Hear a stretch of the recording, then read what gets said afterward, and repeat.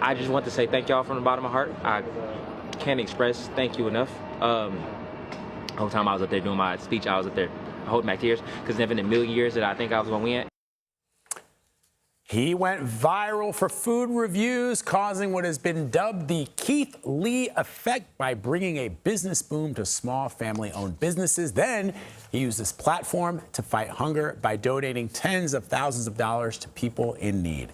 And now Keith Lee has just been named the U.S. TikTok Creator of the Year. It was the biggest honor at last night's first ever U.S. TikTok Awards in Hollywood. So let us bring in Keith Lee to talk more about it. Good morning, my brother. Good to see you. Good morning. Likewise, man. How you doing? I'm doing well, man. I'm so happy to be able to talk with you. I've been following your career pretty much ever since you started posting, and it's been just amazing to see you blow up doing all the good things that you do. So congratulations on this award, this recognition of all that you do. Thank you, man. I'm honored. It's a pleasure to be here. So let me get a sense of what it was like for you to win. I mean, you're going up against a lot of other people who maybe even in some cases have more followers than you. So what did it mean for you to win this award?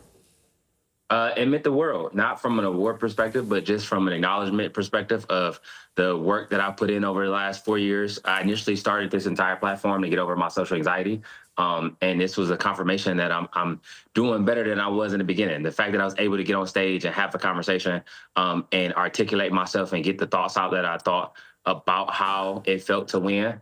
I'm forever honored to be in this position. And you're right, it was a lot of amazing creators in that the exact same category. And I think God made no mistakes. I think I'm where I'm supposed to be at all times. Yeah, man, you sure are. You sure are. So you, as everybody who knows you and follows you, you started out doing food reviews, but your channel has grown to so much more. You're using it now as a platform to fight food insecurity. Why did you decide to do that? Why is it so important for you? And what do you hope people take away from what you are doing now? I believe there are food deserts that are a lot less scarce than you believe it would be. I believe there's so many more food deserts and so many more spots that people don't know about. And the only reason they don't know about them is because a lot of spots don't have the budget to be able to afford market it. And I'm blessed enough to not only be a platform for that, but also community is always on the forefront for me. As a professional fighter and as somebody who's been an entrepreneur for the last 10 years, I view myself as one of the people in the community. I'm not above the community. I'm amongst the community. And to be able to do any kind of initiatives like what we did with American Express, any initiatives like we did with Toast, any initiatives that we're doing with our food festival coming up in May, I think it's just a spawn off of what it is that we've been blessed enough to do with food reviews. And I think that was always just a catalyst to get to exactly where we are now, which is showing love to the underdogs in the community that I feel like should always have a spotlight. Yeah, and we sort of mentioned that in the introduction, but I want you to talk a little bit more about that because you made it a mission to go into restaurants that were small restaurants owned by people that are local folks. I mean, there are enough reviews of Michelin-starred restaurants, and there are also enough reviewers and influencers who are serving the New York City market, Los Angeles, Chicago, sort of the big cities. But you were going all across this country to little restaurants and to be also honest with the people who are watching this, you keep it real. Even if you're going to a small place and if the food ain't good, you're not going to say that it's good. Talk to me about that. So the initial reason why I went to small mom and pop shops was because as a professional fighter, I was only eating at mom and pop shops when I wasn't cooking for myself.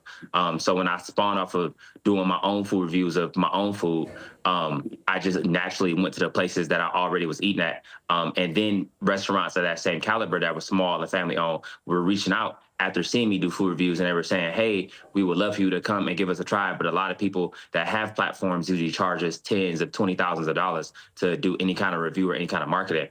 So we went in and we didn't charge a single dime, and we still don't to this day. And that just, again, I think everything happens the way it's supposed to. And I think everything, I'm where I'm supposed to be at all times. And I mean that genuinely from the bottom of my heart.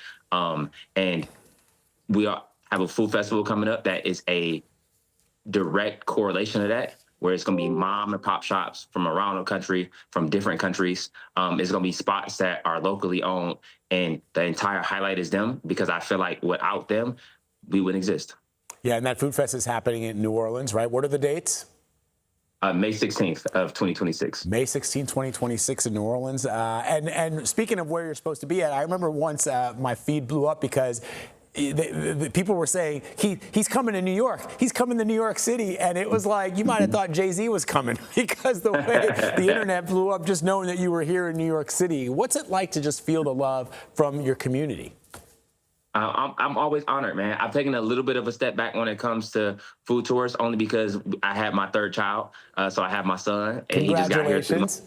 Thank you, man. So this whole year has been planning for next year, and just putting a foundation down so I don't ever have to worry about him having a childhood where he has to worry about anything.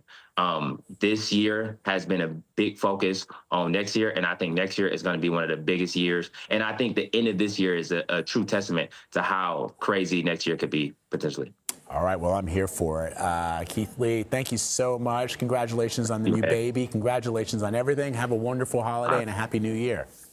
Likewise, man. Happy holidays. God bless you. Happy holidays. Thank you very much.